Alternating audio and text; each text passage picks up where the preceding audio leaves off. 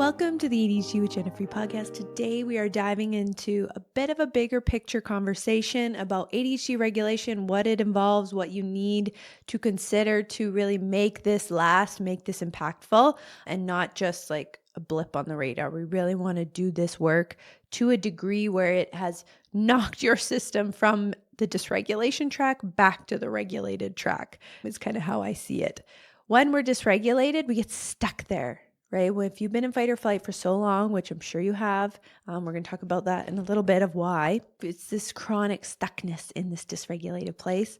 And we do need to do enough in order to get us off of that track. Doing a little bit isn't impactful enough. So that's why we want to talk about the whole picture, and I don't want you to miss any elements. That being said, I do want to remind you that on Thursday, August 14th, I'm hosting a intuitive eating and regulation workshop for ADHDers.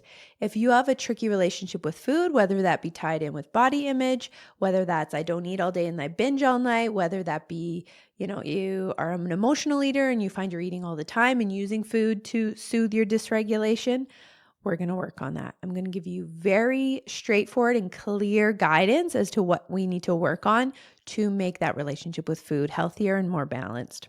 I was a dieter and disordered eating person for many, many years. And when I discovered intuitive eating, which I didn't know at the time I had ADHD, it really changed my life. I've had a very healthy and balanced relationship with food for over 10 years. I know it's going to be that way for the rest of my life. That's what I love about both ADHD regulation work and intuitive eating work is once you see it, you can't unsee it. Once you have that skill and that awareness, you're going to have that for the rest of your life. I could not binge if you paid me $1 million. Like truly, it was physically impossible. Whereas I couldn't stop myself for $1 million before. So that's what's really neat is it's really powerful stuff. So that workshop is just in a few days from when this podcast is coming out, and I can't wait to dive in. 50% of the proceeds will be going to charity. You can read more about that and the details in the link in the show notes. So I hope you will join us for the workshop, and let's dive into the episode. All right, so there are a couple common traps I see happening when I talk about regulation, and people assume some stuff. So I just want to make everything crystal clear so you're not assuming that when I'm talking about regulation that you know what I mean, because people mean different things when they use that word. So most regulation I hear about in relation to ADHD is emotional regulation or nervous system regulation, period, right? Alone. I'm not talking about those two things. What I am talking about is your system being in survival mode. Your system is in fight or flight. Your system thinks it's in danger and you're just trying to survive, and that creates dysregulation. That creates a very tumultuous internal world. You always feel like you're going to be in trouble. You always feel like you need to rush. And it is absolutely exhausting and exacerbates ADHD symptoms. So the work that I do is when I'm talking about regulation, I mean getting your nervous system, your subconscious, your conscious, your brain, your behavior, everything aligned so that you're in a place of safety. And that word I don't think always connects with people because maybe you don't tangibly or consciously feel unsafe, but that is what your system is feeling. When we're in fight or flight, we feel fearful, urgent, hypervigilant. I need to protect myself. This is scary. And that's the root to where we're functioning from. And that creates a lot of problems that we're going to be talking about today. So just want to be clear, because emotional dysregulation, which is not what I'm talking about, is defined as the difficulty or inability to manage and control one's emotional responses. It involves experiencing intense emotions, struggling to regulate those emotions, and having trouble coping with stressful situations. This can manifest as frequent, overwhelming, and inappropriate emotional reactions. So the word regulates even in that definition, right? Struggling to regulate those emotions. To regulate means to balance, right? Be in the middle ground. Dysregulation means being stuck in the extremes. So if your temperature, for example, is dysregulated, when you have a fever, you're like so hot, and you're sweating, and then you're so cold and you're freezing, you're shivering, and then you need a blanket, and then you're sweating, right? That's dysregulation. So that's what they're talking about when they mean regulating your emotions, is finding that balance. But here's how I see emotional dysregulation. I understand you may be experiencing it and relate to that. But when we are dysregulated, meaning I'm in fight or flight, right? My system, my nervous system is thinking I'm in danger. Like stuff is serious. I need to protect myself. I need to be hypervigilant. I'm in fear, right? To me, if you're watching the video of this, I have my hand up to the top of my head. It's like I'm functioning and I'm here, right? If one more thing happens, I'm going to flip my lid, which is something that people talk about in psychology, right? I'm flipping my lid. It's like, wow, I'm kind of going into my animal brain. I'm not even thinking. I'm in just reaction mode. When you're in fight or flight and you have emotions because something happened or whatever, they're going to be disproportionate. I can almost promise you that. They're not going to make sense. And our system is feeling in danger. So it's reactive, very reactive, not connecting with just the thing in front of you. So that's an important thing to realize is, it's not really the emotions that are the problem. It's the dysregulation that's the problem. And tying emotions to that is not helpful because now we're thinking, the problem is that I'm really upset. The problem is I'm really sad. The problem is I'm really mad. Actually, the problem is your system feels afraid, and so it is having big reactions. A really good example, a very tangible example from my past, which I do use this example quite a bit, so maybe you've already heard it, is I was at my parents' house and my son was 1. I was very dysregulated at this time, especially having little kids. And he was in the high chair beside me and my mom was across the table. And here I am just sitting just on the verge of a breakdown at all times because I'm in fight or flight constantly, eating my food. And she goes, and she kind of stands up and gasps because she thought he was choking. So then I stand up and gasp thinking, oh my God, what's happening? And I have this bit of adrenaline rush, like, oh my God. And that was just, the straw that broke the camel's back. I just broke down crying. Yeah, that's disproportionate to what happened because he was fine. Nothing happened really. That is, inappropriate emotional outburst. But it has nothing to do with my emotions and it has nothing to do with thinking my son was choking for a second. It was my system is in fight or flight and it can't handle anymore. Right? So that's what's going on when people talk about emotional dysregulation. Let's forget the emotions because the emotions are not the problem. Being upset is not bad, but the reason I was so upset disproportionately to what happened was because I was in fight or flight. So let's just work on that. So that is a really important element to understand. Because when we are regulated, the regulation of emotions takes care of itself. I will tell you, I have not had something like that happen since I've been regulated. I'll still have feelings about things. I'll still cry when I'm sad, but there's not this disproportionate straw that broke the camel back thing happening ever. Because I'm not at that precipice all the time of being about to blow, being about to freak out, one more thing and I swear to God. And I remember even in that kind of phase of life, which pretty much that phase of life and all years before that, but to lesser of a degree because I didn't have kids, that really exacerbated it. But I remember my mom saying, you guys should really have a will. You guys should make a will, which is smart. We had kids, sure. But I was like, you can't ask me anything. I'm too overwhelmed. Don't ask anything of me. Of that, my husband would have probably even done it, not me. So it's just funny. It's we're kind of in this state of I can't handle one more thing. I can't handle one person asking me to do anything. I can't handle one bit of emotion or fear for a second because I'm going to flip my lid. Let's work on that. And you don't have to work on emotions to work on that. We work on the nervous system, we work on the thinking, and we work on the behavior to get you regulated, to get you out of fight or flight. And that's what we're going to be diving into today. So just know, emotional dysregulation, when you think about that, when you hear about that, I want you to think, yes, being in fight or flight and having emotions. Yes, I understand. Doesn't go super well together and can result in not so great outcomes. Right? When you can't handle yourself at work and you're having outbursts and then after you're embarrassed, that's because you were not in your conscious mind, right? You were in your animal mode trying to protect yourself, just trying to survive here, but you're safe. That's the big tricky part about regulation work, especially in modern day. I am making assumptions that you're safe, but it's wow, my environment is safe and I'm acting as if I'm in danger, and that does not go well together. It creates a lot of problems. So the other thing that people think about when I say ADHD regulation is nervous system regulation, and that is a part of what I recommend for ADHD. And it is important, it's even foundational, but alone it is not enough. And we're going to be talking about this and why that is. But you may have done nervous system regulation work before. And when you're following along with me, you're like, yeah, I've kind of done that before. I've kind of done that before.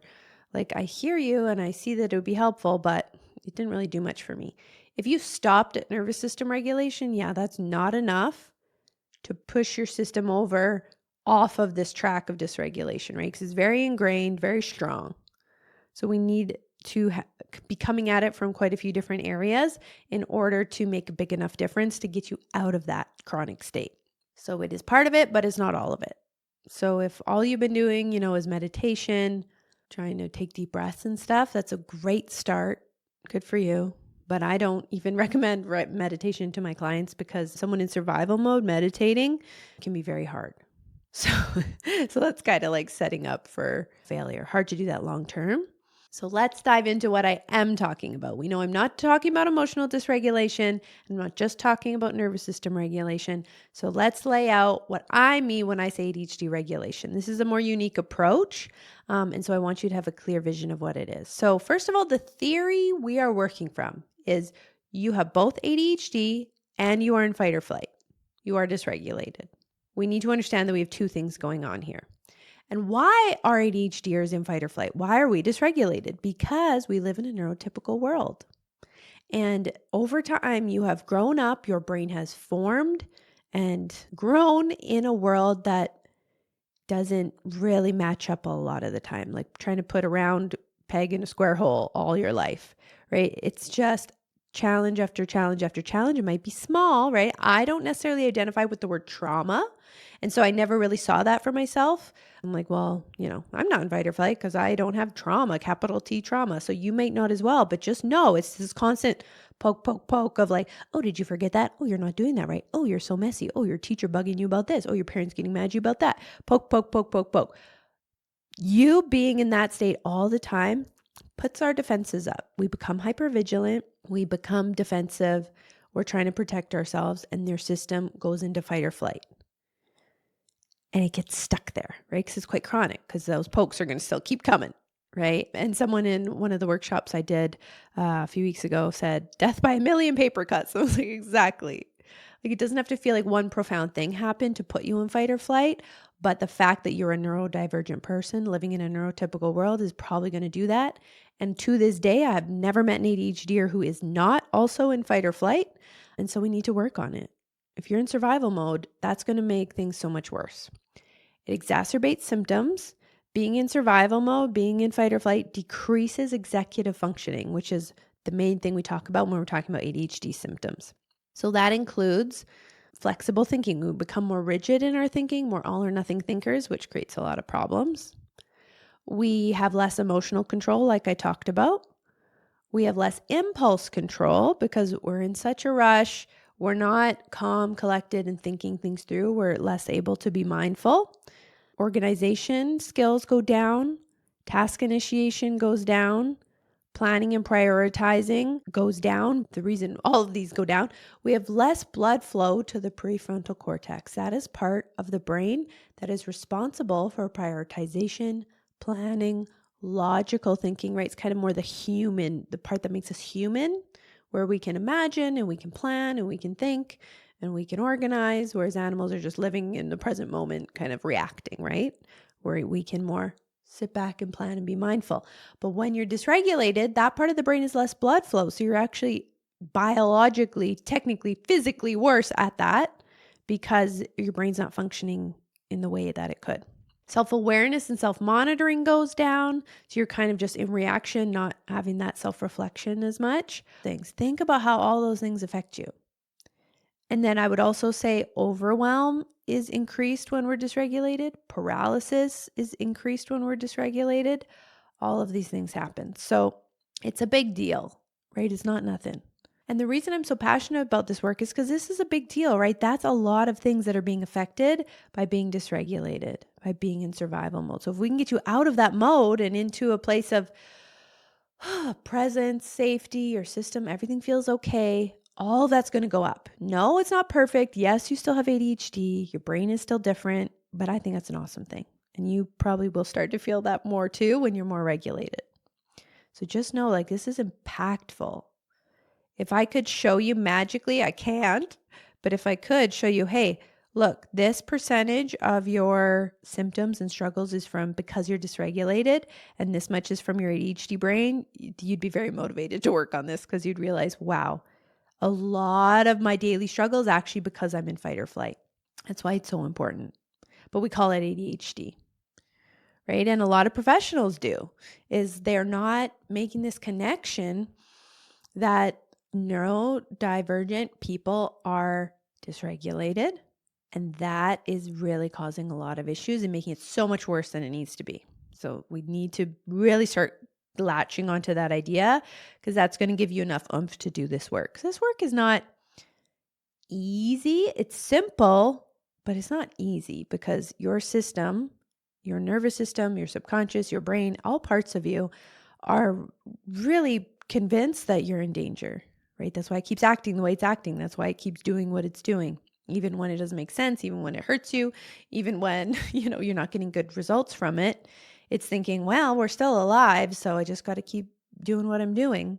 It's not going to go quietly, right? You're not just going, oh, be regulated, slow down, think in the new way, do things in this new way. Okay.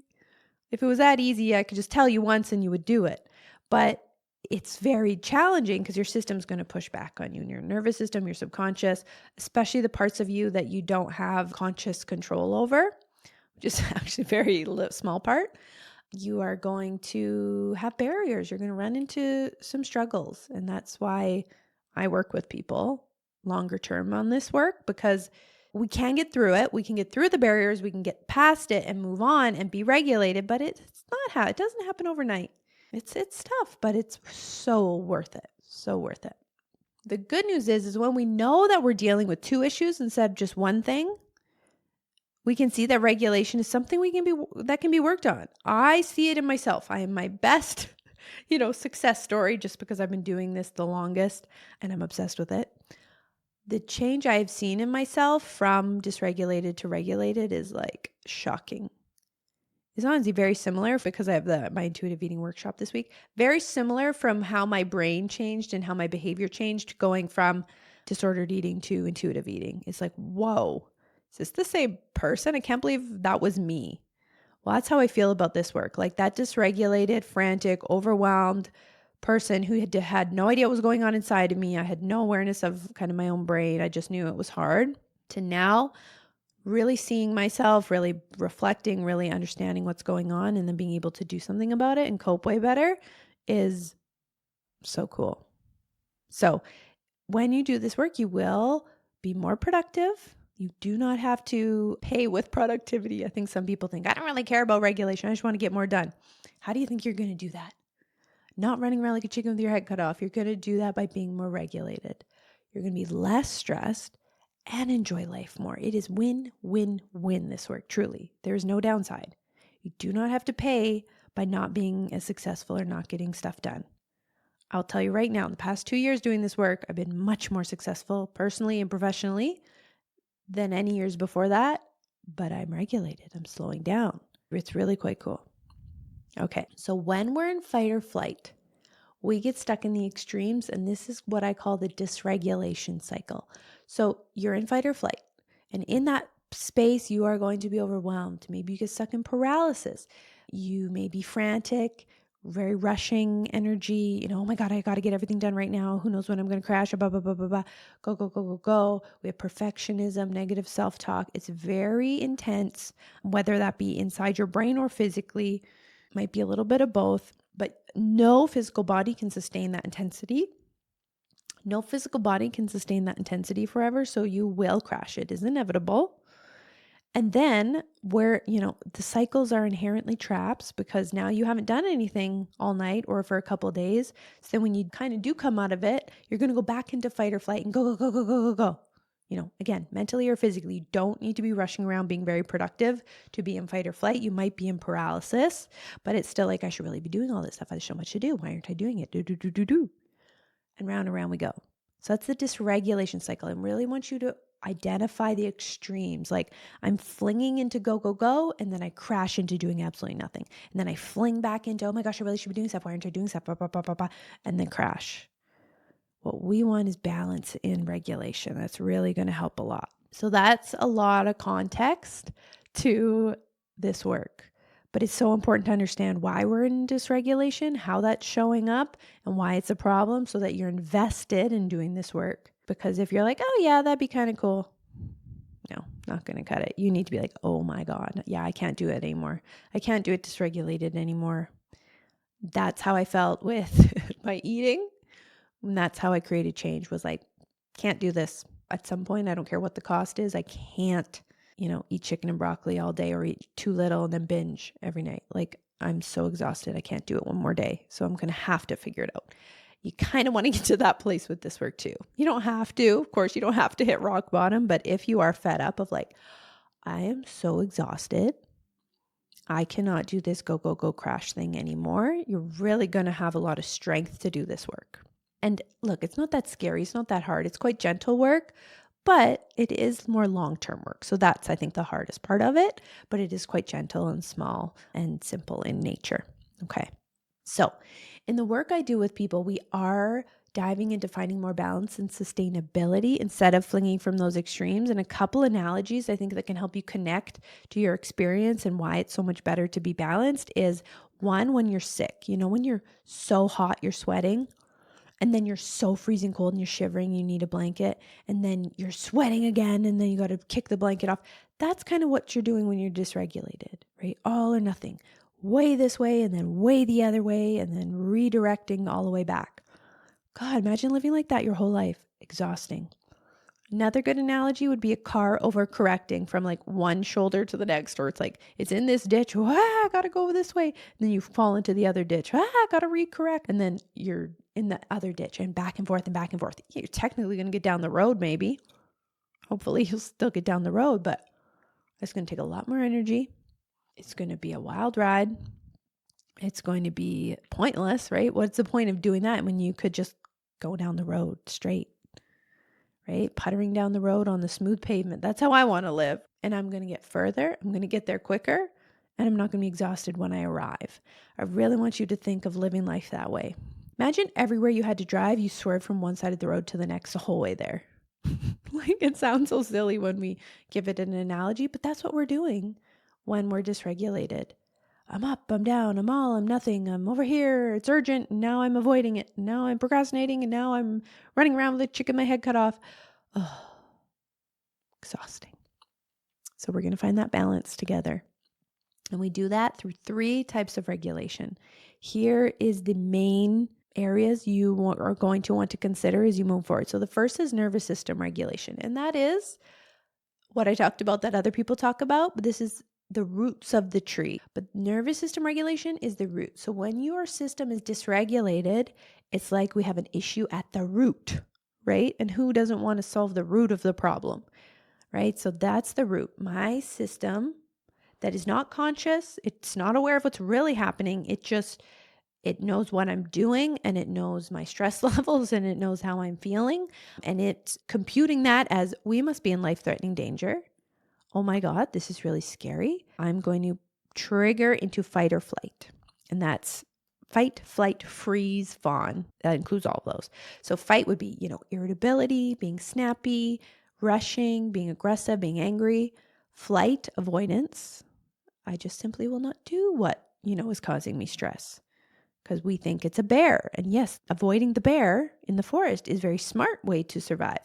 Avoiding the emails that are causing you stress, not so smart, right? It doesn't compute in the same way when you're not actually in danger. Freeze, paralysis. Fawn, people pleasing, putting everyone above yourself. Very tricky, right? This is all a part of nervous system dysregulation and creates a lot of issues. So that's the first step. And we do need to get that system on board, that it is safe. You are okay. You are the grown up here. No one's coming to get you in trouble, and everything's all right. It's safe to be present, safe to be here. Let's go from this space. In nervous system regulation work, you can only do it through action. you can't talk your nervous system out of being dysregulated. You have to show it. A great place to start with that work is my free ADHD regulation guide. I'll also put that in the show notes if you haven't grabbed that yet. It gives you some first steps to doing the nervous system regulation piece, which is disrupting your physical state. And so that can look like when your muscles are really tense, your shoulders around your ears. That's still one for me I have to be conscious of. Physically rushing, mentally ruminating or rushing, overwhelm. All these things are signs of nervous system dysregulation, and we want to interrupt it physically. Meaning, I'm going to put my shoulders down from around my ears. I'm going to take a deep breath. I'm going to physically slow down and mentally return to the present. And we interrupt it again and again and again. You can grab that in the free guide. That is how we start with nervous system regulation work. Okay, so that's the root of the problem. That is very important. And people think, well, that's the root of the problem, so we just got to deal with that. But here's the thing. What grows from roots? It's like the rest of the tree. So we have a trunk that was formed based on the roots being dysregulated, meaning our brain formed, our way of thinking, our belief systems formed from a system that felt it was in danger. So your thinking is going to be rooted in fear, anxiety, urgency, guilt, shame. All of that is going to be so intertwined in your thinking that it triggers your nervous system dysregulation, right? Because if you think, oh my God, I have to do this perfectly, dysregulated. Oh my gosh, I'm behind. I need to catch up, right? We can have a lot of thoughts of rushing. I'm behind. I'm not safe. I have to do things in a very particular way. This rigidity, all these thoughts are going to be dysregulating. So we must work on that as well. And so that's more of the cognitive work, not CBT, because it's not so much, assessing the thought. It's more, is this dysregulating or regulating? And we want to get your thinking to be more regulating, because you can do the nervous system regulation work, slow down, take deep breaths, calm the body down. But if that brain is riling your system back up, very hard to stay there. And the body-brain connection is so strong, like it's going to trigger it. So we got to get the brain on board. All right. Then the third, what grows out of the trunk? The branches, right? The leaves. This is what we see most of all, is our behavior, right? Procrastinating on that until the night before. And then I'm rushing to do it and staying up till 3 a.m. That's dysregulated behavior, right? All or nothing. We're stuck in the extremes. We're swerving from one ditch to the next. Not doing it, not doing it, not doing it. Oh my God, I have to do it right now. Not cleaning, not cleaning, not cleaning. Oh my God, I got to clean the whole house and wipe the baseboards and throw out all my clothes. And the behavior is extreme, one extreme to the other. We want to find balance. So then we can work on behavior from there, but you got to do the nervous system regulation stuff. You got to do the thought and belief work, and then we can do the behavior regulation. So once your nervous system is regulated, meaning it's not frantic and then crashing, it's just smooth and steady. Once your thinking is more regulated, which means, more aligned with reality, more coming from a place of safety, abundance, it's okay, I don't need to be panicking all the time. And then your behavior becomes more regulated where, you'll hear me say this all the time. This is the vibe we want, right? Oh, I'm working away at stuff, one thing at a time, la-di-da. That is what we want, not I'm avoiding, feeling guilty about avoiding, but I'm not going to do it, Oh my God, just do it tomorrow. Now I'm going to do it. That doesn't work. That's dysregulating. So those are the three types of regulation: nervous system, your brain, your thinking, and your behavior. When we work at all three, then it's enough of a change over time to get everything on board, and there's nothing left to trigger the rest back into dysregulation. It's never going to be perfect. I still get dysregulated, but the difference is I'm not functioning from a dysregulated state. I used to wake up in the morning and be dysregulated instantly. Oh my God, what am I going to do today? How much is there to do? Oh my gosh, how am I going to get all that done? Now I wake up and I'm literally like, I'm up now. There's usually some small child has crawled in my bed. Hello. Good morning. Like, I'm present. My brain doesn't instantly go, oh my God, let's be hypervigilant and think about everything we need to do today because it's going to be really stressful and hard and we got to, crack the code and figure it out. So unhelpful. Exhausted before I even start work, right? So all of that together is going to give you a life that's more productive, less stressful, and more enjoyable. It's a really beautiful thing. So if you're wanting to get into that more, grab that free guide with the nervous system regulation. I will have some more free resources coming out soon, but please check out that intuitive eating workshop. This is a great way to work on regulation on something specific, right? We're working on food, but the insights are going to help you with everything in your life, because how we do one thing is how we do everything. So the regulation and the intuitive eating principles will help you with other things as well. So that's why it's really cool too. So thank you so much for tuning in. I hope you have a better picture of what I'm talking about. So in future episodes, you're understanding kind of the bigger picture as well as the specifics. And for right now, let go of the idea that you need to control your emotions. This has nothing to do with emotions. Your emotions are just fine. Let's get out of fight or flight so that they can be more proportionate and connected to the present instead of just flipping your lid. All right. Thank you so much, and we'll see you next week.